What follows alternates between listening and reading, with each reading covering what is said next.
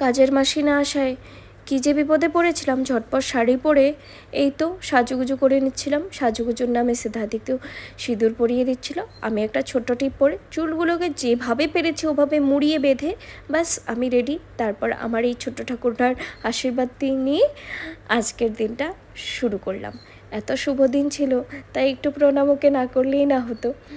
যাই হোক, তারপর এসে গেছিলাম সিংহাসনের সব ঠাকুরগুলো যারা যারা ছিল, রাধা গোবিন্দ, সরস্বতী, হনুমান বাবা, গণেশ ঠাকুর, আর আজকে যেন একটা শিবলিঙ্গ আর একটা লক্ষ্মীনারায়ণও এনেছিলাম, সেটাকেও আজকেই ভেবেছিলাম সিংহাসনে স্থাপনা করব।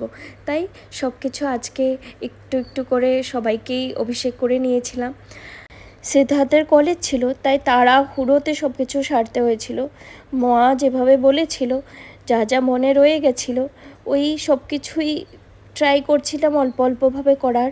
আমাদের হিন্দু শাস্ত্রে কতই না নিয়ম আছে সব দিন বিশেষে, আর সব কিছুরই মহত্ব অনেক অনেক।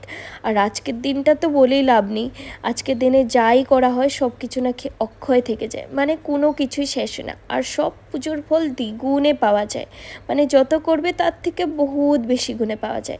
অন্য দিন তো আমি তুলসী পুজো দিই, আজকে একটু স্পেশালভাবে দিচ্ছিলাম। ওই কিছুই না, তুলসী মহারানীর গোড়ায় 7 ফোঁটা কাঁচা দুধ দিয়ে তারপর দিয়ে দিয়েছিলাম 9টা করে হলুদের ফোঁটা। তারপর ওই ধূপবাটি জেলে যেভাবে প্রসাদ দিতে হয়, প্রসাদ টসাদ দিয়ে জল দিয়ে পুজো করে নিয়েছিলাম। তুলসী মহারানীকে লক্ষ্মীমার প্রতীক মানা হয়, তাই আজকের দিনে তুলসী মহারানীকেও ভালোভাবে পুজো করতে হয়। অন্যদিন তো আমরা করেই থাকি, কিন্তু আজকে একটু স্পেশালভাবে করতে হয়, দিনটাও স্পেশাল বলে কথা। আজকের দিনে নিয়ম মেনে যদি তুলসী মহারানীকে পুজো দেওয়া হয়, তাহলে নাকি পরিবারে সবারই স্বাস্থ্য ভালো থাকে, আর সবাই তুলসী মার বিশেষ কৃপাও নাকি প্রাপ্ত করে। আর আজকে তুলসী মহারানীর পুজো করলে লক্ষ্মীনারায়ণের নাকি অশেষ কৃপা প্রাপ্তি হয়। তাই আমি একটা ঘিয়ের প্রদীপ জেলে ওই ধূপকাঠি জ্বালিয়ে সামান্য একটু ফল ভোগ দিয়ে তুলসী মহারানীকে পুজো দিয়ে নিচ্ছিলাম। আজকে সব কিছুই ঘিয়ের প্রদীপ দিয়েই করতে হবে, আর প্রদীপটা হতে হবে মাটির, তাই নাকি আমাদের হিন্দু শাস্ত্রে আছে। ওভাবেই যেভাবে যতটুক পেরেছি, যতটুক আমার দ্বারা সম্ভব হয়েছে ওভাবেই পুজোটা দিয়েছিলাম।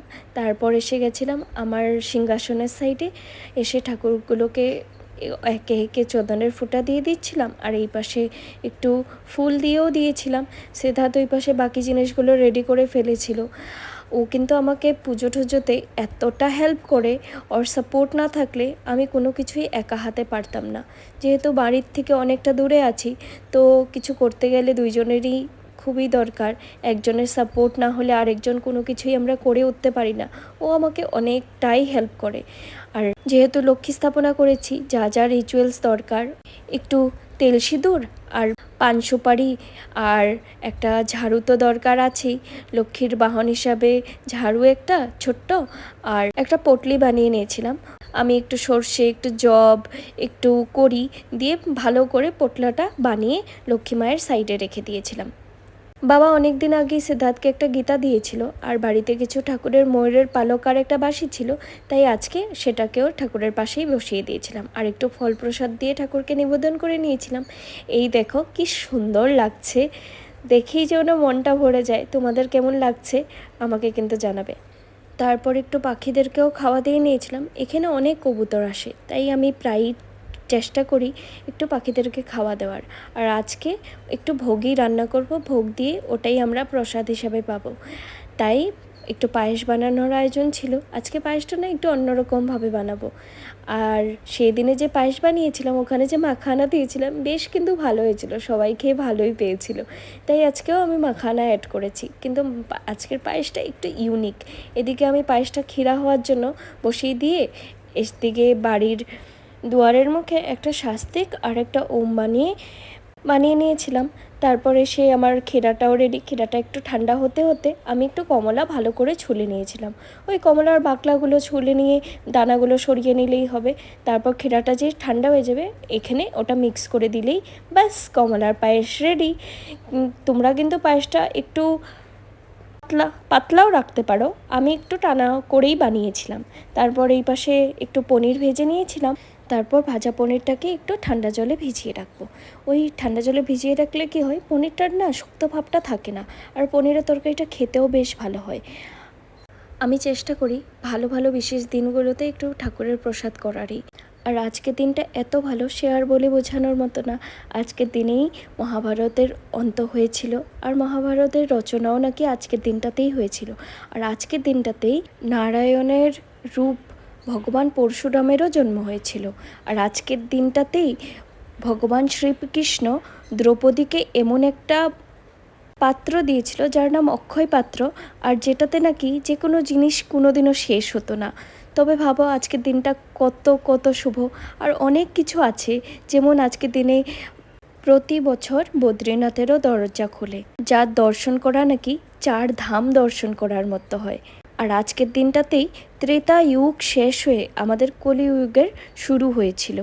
মূলত আজকের দিনটা এমন একটা দিন যেখানে যাই করো তুমি, যাই ভালো কাজ করো, যতই পূজা পাঠ করো, সব কিছু অক্ষয় থেকে যায়। আর তার গুণও নাকি 3 গুণ হয়। এই তো আমার ভোগ রেডি। আজকে প্রসাদে ছিল পনিরের তরকারি, কমলার পায়েস, একটু শ্রীখণ্ড, আর একটু কিছু মিষ্টি কিনে এনেছিলাম, ওটাই। তারপর প্রসাদ দিয়ে আমি আরতি করে নিচ্ছিলাম। এই তো বিকেলবেলা কোথায় যাচ্ছিলাম যেন, ভাবছিলাম আজকে এত ভালো দিন বলে একটু ইস্কন দর্শন করে আসি, ঠাকুরের দর্শন করে আসি। তাই রেডি হয়ে দুইজনেই বেরিয়ে পড়ছিলাম।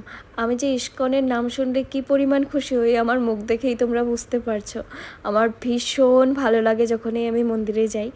ভোপালে ইস্কন মন্দিরটাও কিন্তু বেশ সুন্দর। তারপর গিয়ে একটু ঠাকুরের দর্শন করব বলে ঢুকিয়ে দেখি সন্ধ্যা আরতি হচ্ছে। কী যে ভালো লাগছিল, সে আর বলে বোঝানোর মতো না। একটু আরতি শুনে তারপর দুয়ার বন্ধ হয়ে গেছিলো, তবু আমরা অল্প টাইম ছিলাম, একটু প্রসাদ নিয়েছিলাম। ওই পঞ্চামৃতই পেয়েছিলাম, অন্য প্রসাদ ছিল না। আর একটু ঘুরে ঘাড়েও দেখেছিলাম। সিদ্ধার্থ আমার সাথে গেছিলো, ওরও বেশ ভালো লেগেছিল। ও ব্যাপারটা খুব এনজয় করেছিল দেখে আমার মনটাও খুব ভালো লেগেছিল। তোমরা আজকের দিনে কি কি করেছো আমাকে কিন্তু জানাবে। আমি যা যাই করেছি ব্লগটার দ্বারা তোমাদের সাথে শেয়ার করার চেষ্টা করেছি। ভুল হলে ক্ষমা করে দিও কিছু। আর পরে ব্লগে দেখা হবে। রাধে রাধে।